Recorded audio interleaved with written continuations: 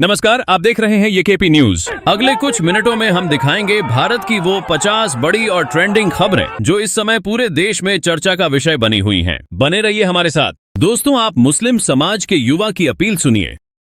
अस्सलाम वालेकुम, जय भीम, नमो बुद्धाय, आदाब, नमस्कार। मैं आप सभी सम्मानित साथियों से, मुस्लिम समाज से, भाई से मैं अपने कहना चाहता हूँ, बहुजन समाज पार्टी से जुड़े। बहुजन समाज पार्टी हमें मान सम्मान भरपूर देने का काम करेगी। आप सभी सम्मानित साथी बहुजन समाज पार्टी को मजबूत करें।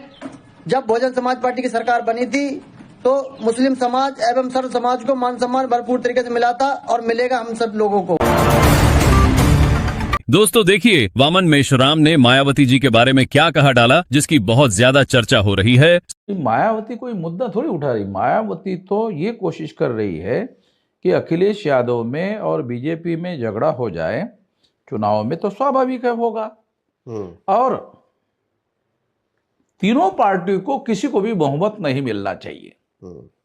जब तीनों पार्टी को बहुमत नहीं मिलेगा तो बीजेपी वाले बहन जी को बोलेंगे, बहन जी अब अखिलेश को तो हम नहीं बनने देना चाहते, आप बन जाओ, बाहर से हम आपका समर्थन करते हैं। तो कोई नई बात तो मैं कह नहीं रहा हूं। पर ये ऐसे संभव कैसे है जब बीएसपी के पास सिंपल बात यह है कि अगर 3 जगह वोटों का विभाजन होगा और किसी को भी बहुमत नहीं मिलेगा, मायावती इस रणनीति पर काम कर रही है, अन्यथा उसको अपने से तो बहुमत मिलने वाला नहीं है। अच्छा। बगैर रणनीति के मायावती काम कर रही है, ऐसा तो कह नहीं सकते। दोस्तों, मनीष शर्मा नाम की एक लड़की हिंदू धर्म छोड़कर बौद्ध धर्म अपनाया और देखी उन्होंने कितनी अच्छी बात कही। ये मनीषा तो पहले शर्मा थी, अब मनीषा बुद्धिस्ट बन चुकी हैं। तो मनीषा बुद्धिज्म से क्या समझती? देखिए, मैं समझती हूँ कि बुद्धिज्म एक ऐसा धर्म है जो आपको बहुत शांति प्रदान करता है और कभी भी आपको लड़ाई झगड़ा और ये सब चीज़ें नहीं सिखाई जाती हैं।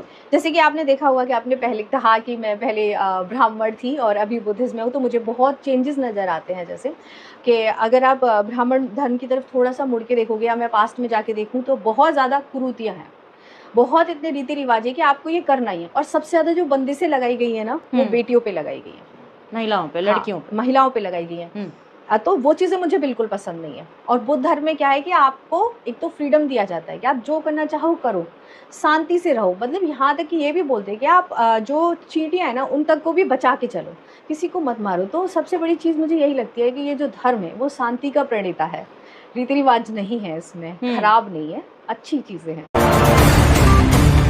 रात को जेएनयू में छात्रों ने इक्विटी मार्च निकाला है। वाइस चांसलर के खिलाफ छात्रों ने मोर्चा खोलते हुए नारेबाजी की और जेएनयू प्रशासन पर भेदभावपूर्ण तरीके से काम करने का आरोप लगाया है।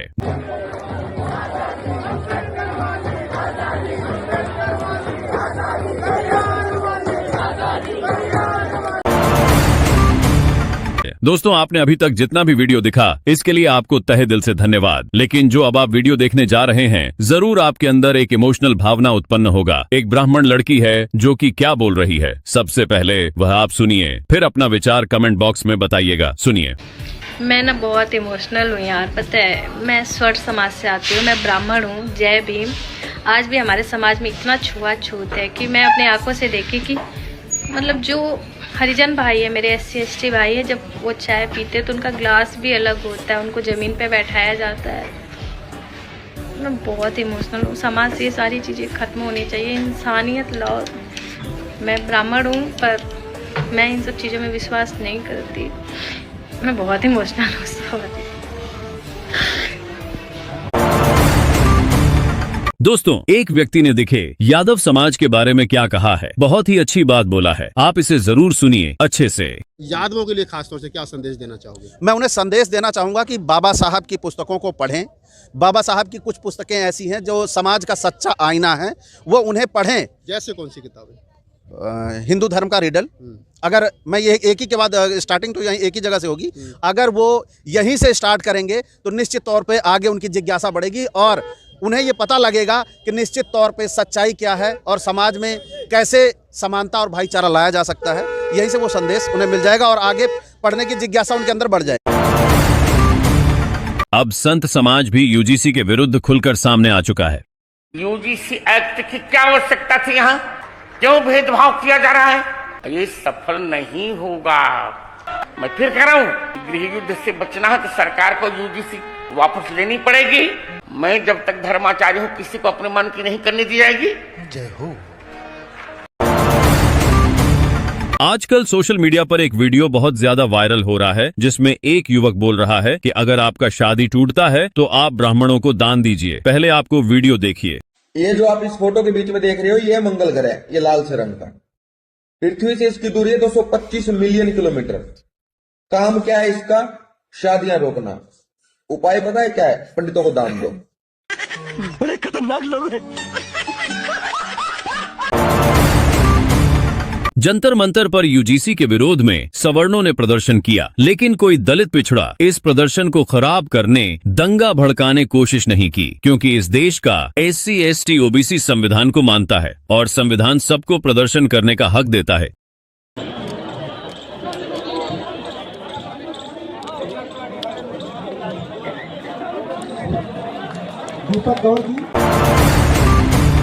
क्या निषाद समाज के लोग आरक्षण लेते ही चमार बन जाएंगे? वो इंसान नहीं है क्या? नगीना सांसद चंद्रशेखर आजाद का बात सुनिए। भाव था सिर्फ आरक्षण को लेके।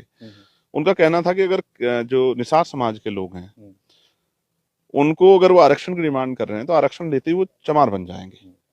जैसे कि चमार कोई अछूत जाति हो, अपराधी किस्म के लोग हो, या उनका सामाजिक सम्मान ना हो। तो बेसिकली ये समझना चाहिए कि वो जितने पिछड़े वर्ग के लोग हैं, बिल्कुल, और पिछड़े वर्ग के लोग जो सामान्य वर्ग के भी लोग हैं जिनको EWS लेता है, यानी कि वो सब चमार बन गए हैं। इसका मतलब आरक्षण चमार ही लेता है। ये जो सोच है जातियों के प्रति घृणा की, और ये सिर्फ इनकी नहीं है, ये पूरे विचार की सोच है। सामंतवादी भी, मनुवादी भी, और कमजोर वर्गों को, पिछड़े दलितों को नीचा दिखाने वाली जो है ये सोच। लेकिन एक बार हिम्मत नहीं कि वो बताएं कि जो EWS में जो जातियां ले रही हैं वो क्या सब चमार बन गई हैं। JNU की VC ने दलितों और ब्लॉक्स के विक्टिमहुड जैसे नीचे स्तर की बात की, साथ ही साथ UGC रेगुलेशन के खिलाफ माहौल बनाया। अंबेडकर वाली आजादी के नारों के साथ अब पूरा कैंपस VC के इस्तीफे की मांग कर रहा है। ऐसे वो के रहते कैसे कोई बहुजन छात्र विश्वविद्यालय में सुरक्षित महसूस करेगा?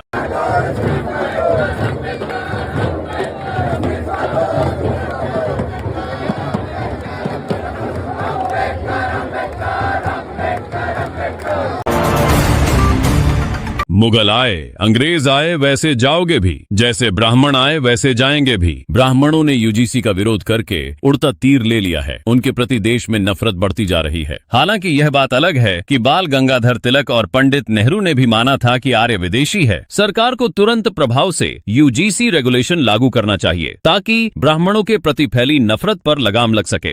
जैसे आए वैसे जाओगे। बोलो। जैसे आए वैसे जाओगे। जैसे मुगल आए वैसे गए, जैसे अंग्रेज आए वैसे गए, जैसे ब्राह्मण आए वैसे जाएंगे। आप बोलो। नहीं तो ये लोग यहाँ के नहीं है। नहीं है, एकदम नहीं। मैं नहीं मानता हूँ। कहाँ से आए? ये देखो, आर्य समाज से आए। पूछो कहाँ से? रुको, मत चिल्लाओ ढेर का। दोस्तों, अगर वीडियो पसंद आया है तो इस वीडियो को लाइक, शेयर और चैनल को सब्सक्राइब जरूर करें।